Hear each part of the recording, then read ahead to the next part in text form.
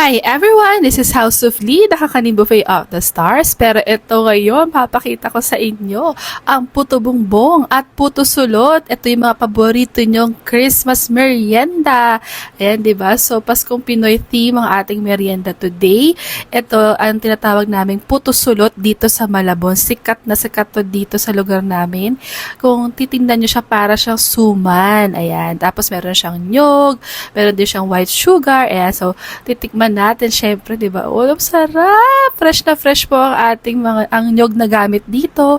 Bagong luto. Ayan, di ba? Ang sarap talaga niya. So, yan, di ba? Dahil na-excite ako, kain ulit tayo. Subo ulit tayo ng puto sulot. So, ito naman, yung aming, syempre, yung puto bongbong. Paborito to ng bayan, lalo na pag Pasko. Yan. So, mapakita ko sa inyo. Ito siya. Yan yung itsura ng puto bongbong namin. Sa event, pwede po siyang naka-balls. Medyo malaking balls nga lang. Para po mas madali siyang isubo o kainin. Pero pag gusto nyo po ng strip, pwede rin naman po, wala naman pong problema. So, ayan, kainin natin yung puto bongbong, diba? So, ang sarap talaga, fresh na fresh. So, ano pang hinihintay nyo, diba? If you're looking for live cooking ng puto bongbong, ng puto sulot, ito na talaga yung sign nyo na i-book nyo kami para sa upcoming wedding nyo.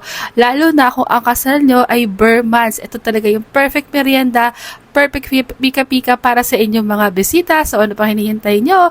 Bukas now! House of Lee Kakanin Buffet!